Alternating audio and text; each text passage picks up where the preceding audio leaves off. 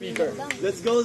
Give your best speech. I would like to say a very big thank you, and I would love to give this honors to Brother. He has something to say. Brother King, please.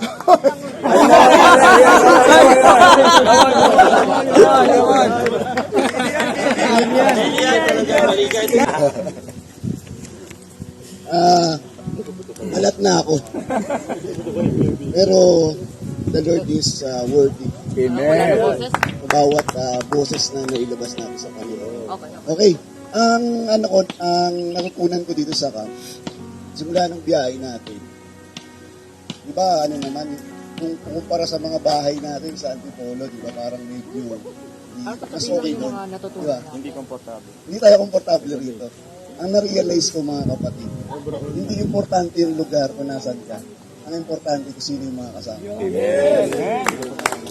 Gumaganda yung biyahe pag kayo yung mga magkakasama.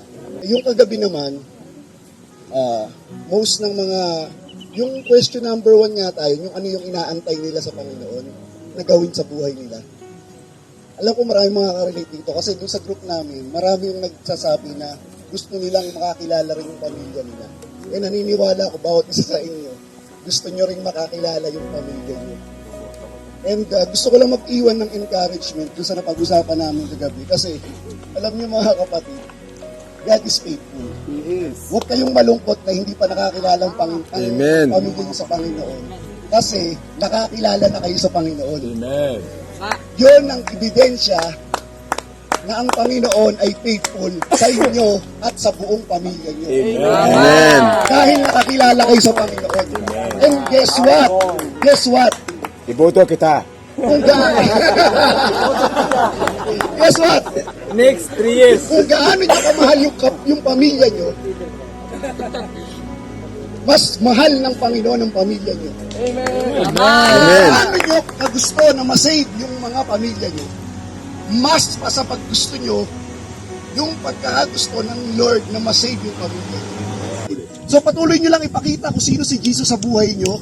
Patuloy nyo silang mahalin, huwag kayong makipag-away. Amen. Ipakita nyo kung sino yung Diyos na sinasamba natin. And the Lord will work sa bawat pamilya nyo. Yes. And continue to pray for our family. Ulitin ko mga kapatid, kung gaano nyo kamahal at gusto silang maligtas, mas pa yung gusto ng Diyos. So sabi nga, diba, doon sa Acts, yung sa jailer, sabi, believe in the Lord Jesus and you will be saved, you and your household. Yun yung pinangawakan ko. You and your household. Bakit? Hindi tayo, bawat isa dito hindi papayag. Hindi kayo papayag na kayo lang yung saved. Patuloy, continue to